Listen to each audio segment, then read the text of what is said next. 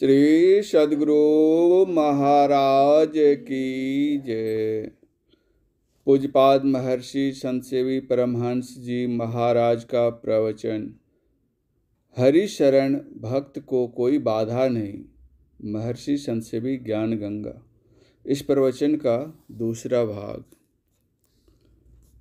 विचारणी बात तो यह है कि यदि भगवान की शरण होने पर भी नरक दर्शन हो तो किसकी शरण जाने से नरक से छुटकारा मिले। महाभारत स्वर्गारोहण पर्व में वर्णन है कि द्रौपदी सहित 5 भाइयों को नरक देखना पड़ा। अब थोड़ा विभीषण और सुग्रीव के विषय में भी सुनिए, जिनके लिए लोग कहा करते हैं कि ये दोनों भगवान के बड़े भक्त थे। विभीषण और सुग्रीव भगवान श्री राम की शरण में नहीं थे और न वे भगवान के प्यारे भक्त ज्ञानी भक्त ही थे, क्योंकि ये दोनों भी अर्जुन की भांति ही भगवान के शुद्ध स्वरूप से अनभिज्ञ थे। जिस स्वरूप एवं उस स्वरूपोपलब्धि की शिक्षा मुक्तिकोपनिषद में स्वयं भगवान श्री राम ने तथा अध्यात्म रामायण में श्री सीता जी ने श्री हनुमान जी को दी थी। अशब्द स्पर्श रूपम व्यम तथा सम नित्यम गंधवच्यत अनाम गोत्रं मम रूप मीदृशं भजस्य नित्यं पवनात् मर्जाहित हितन। मुक्तोपनिषद। हे हनुमान जी, तुम राम जी को पर ब्रह्म सच्चिदानंद द्वैत रहित संपूर्ण स्थूल सूक्ष्म उपाधियों से रहित सत्ता मात्र कहिए।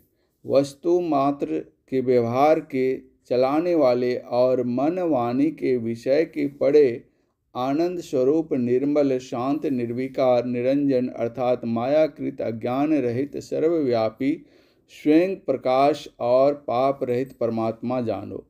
वास्तव में राम जी न चलते हैं, न बैठते हैं, न शोक करते हैं, न कुछ चाहते हैं, न कुछ त्यागते हैं और न कुछ करते हैं। वे तो आनंद की मूर्ति अचल और परिणाम रहित अर्थात एक रस हैं। अध्यात्म रामायण प्रथम सर्ग। वे दोनों तो भगवान के नराकृत रूप को ही जानते थे और उसी नराकृत रूप के पास अपनी ऐहिक कामनाओं को लेकर गए थे। यथार्थ बात तो यह है कि इन दोनों को भगवान के आत्म स्वरूप से अथवा भक्ति मुक्ति से प्रयोजन ही क्या था, क्योंकि ये लोग भक्ति करके मुक्ति प्राप्त करने की इच्छा से तो उनके पास गए हुए थे नहीं, जो उनके आत्म स्वरूप को जानने की चेष्टा करते और जानकर भक्ति साधन द्वारा मुक्ति लाभ करते।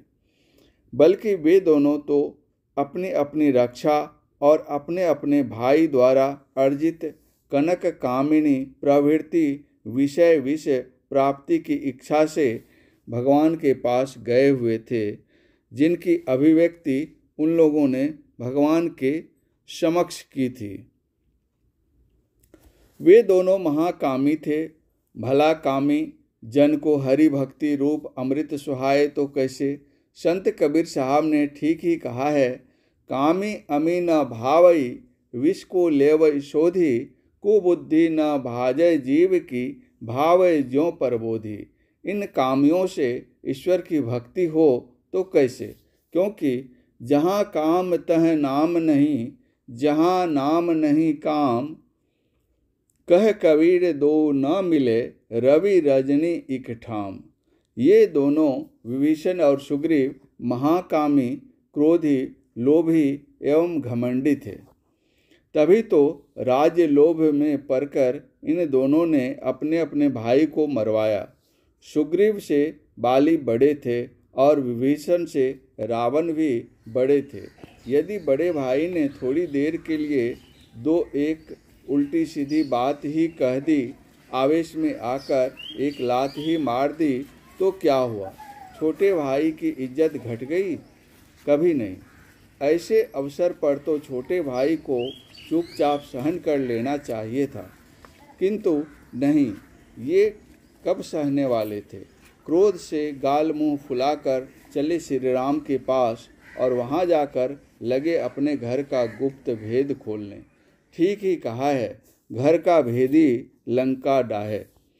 बाहर में उपजे फूट तो सब कोई खाए, और घर में उपजे फूट तो घर को खाए। विभीषण ने अपने घर में फूट पैदा करके अपने भाई का सर्वनाश करवाया।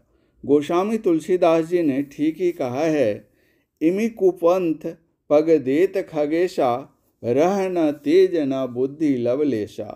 कुमार्ग गामी विभीषण की भी यही हालत हुई होगी। उसके शरीर में तेज, बुद्धि और बल कुछ भी नहीं रहा होगा। तब तो उसने ऐसा कर्म किया जैसा कर्म किसी सभ्य जन से हो सकना कठिन ही नहीं वरन असंभव है। आखिर हो क्या? वह तो कनक और कामिनी को प्राप्त करने की अभिप्सा में अंधा हो चुका था। तभी तो उसने अपने बड़े भाई को मरवाया। भाई के मरते ही स्वयं राजा बना और उनकी धर्मपत्नी को, जो इसकी भाभी भौजाई होती थी, मातृतुल्य थी, बल्कि उसने माता कहकर पैर छूकर कई बार प्रणाम भी किया होगा, उसे अपनी पत्नी बनाया। रामाश्वमेध यज्ञ के घोड़े को जब लवकुश ने पकड़ा था और उनसे युद्ध करके विभीषण घोड़ा छुड़ाने गए थे, तब लवकुश ने उन्हें बहुत सी ऊंची नीची बातें कहकर अच्छी तरह फटकारा और कहा था, पापी मात कहा कई बारा, सोई पत्नी अश धर्म तुम्हारा।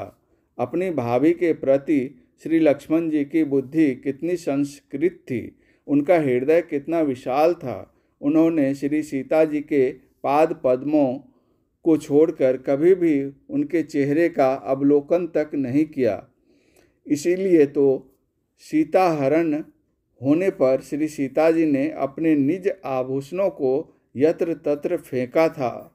उन आभूषणों को लाकर जब लक्ष्मण जी के सामने पहचानने के लिए दिया गया, तब लक्ष्मण जी ने कहा, पद नुपुर मैं शकत चिन्हारी, ऊपर कबहू न सिया निहारी।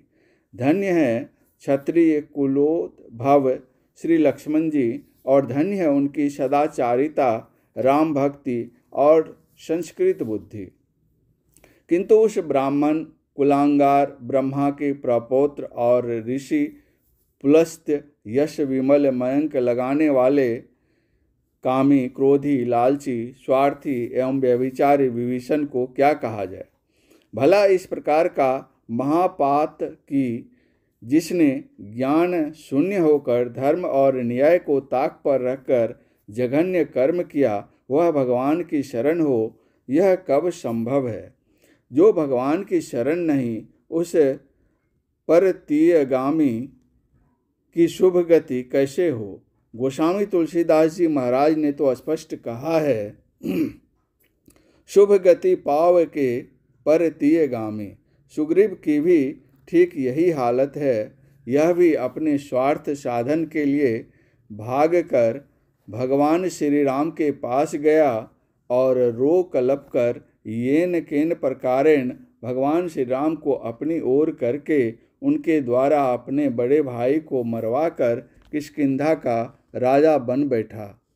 और उस बाली की धर्मपत्नी तारा के नयन तारा में फंसकर उसके रूप यौवन से आकर्षित हो विवेक शून्य होकर अपनी भाभी को निज भार्या बनाया। विषय विलास में इतना गर्क हुआ कि श्री राम के साथ की हुई प्रतिज्ञा को भी भूल गया। श्री लक्ष्मण जी ने जाकर फटकारा, तब कहीं होश हुए और उन्हें प्रणाम कर अपने विषयी होने का परिचय देते हुए नम्र भाव से बोला, नाथ विषय सम मद कछु नाही, मुनि मन मोह करई छन माही। विषय वश्य सुर नर मुनि स्वामी, मैं पामर पशु कपि अति कामी। क्या भगवत शरण होने पर भी काम क्रोधादिक विकार रह ही जाते हैं? यदि नहीं तो यह निश्चय जानिए कि काम इंद्रिय लोलुप विषयासक्त जन से परमात्मा भक्ति हो नहीं सकती और न वह हरि भक्त हो सकता है। भक्ति बिगारी कामया इंद्री केरे स्वाद, हीरा खोया हाथ से जन्म गंवाया बाद। कामी क्रोधी लालची इनसे भक्ति न होय, भक्ति करे कोई सूरमा जाति वरण कुल खोय। संत कबीर साहब। काम क्रोध लोभ मद मोह और मात्सर्य प्रवृत्ति विकारों से पूरित जन की कभी भी शुभ गति नहीं हो सकती और न वह हरि शरण के योग्य हो सकता है। यथार्थ बात तो यह है कि शरीर से परमात्मा की शरण जाने से असली शरण ग्रहण नहीं हो सकता। असली शरण में जाना तो आत्मनिवेदनम कर देना है। तन मन दिया तो क्या हुआ, निज मन दिया न जाए। कहे कबीर ता दास से, कैसे मन पतियाए। तन मन दिया आपना, निज मन वाके संग।